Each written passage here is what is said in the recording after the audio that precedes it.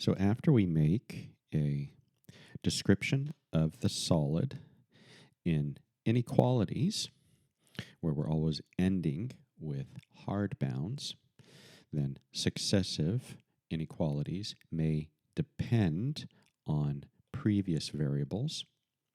Successive inequalities may depend on previous variables. We know that we can read from the bottom to the top and come up with our order of integration. Then, when we write out our triple as an iterated integral, that will begin on the outside with bounds for x, then move inwards to the next inequality and come up with our bounds of integration, and then the very last inequality provides us with our innermost bounds of integration.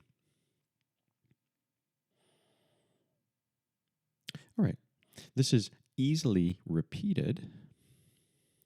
We can take the work that we did to come up with these inequalities, and instead of projecting in d sub xy, we can project in d sub yz, and that's easily viewed here, so that we can pick a y value between hard bounds 0 and r.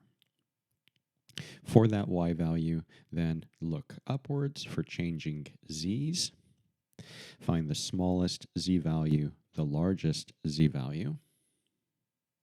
On that line segment, pick an arbitrary point that's picking a y and a z coordinate.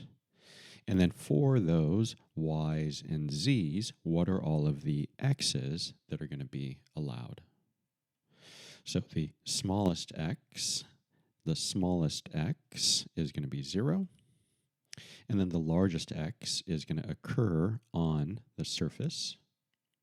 So you solve the equation for that surface for x, and now you have your upper bound on x. And then it's very easy to see that we have hard bounds for y. We have bounds on z depending on y. And we also have bounds on x, which depend on z's and y's. And then reading from bottom to top, we can come up with our order, and we can adjust this iterated triple to find a second iterated triple. Nice.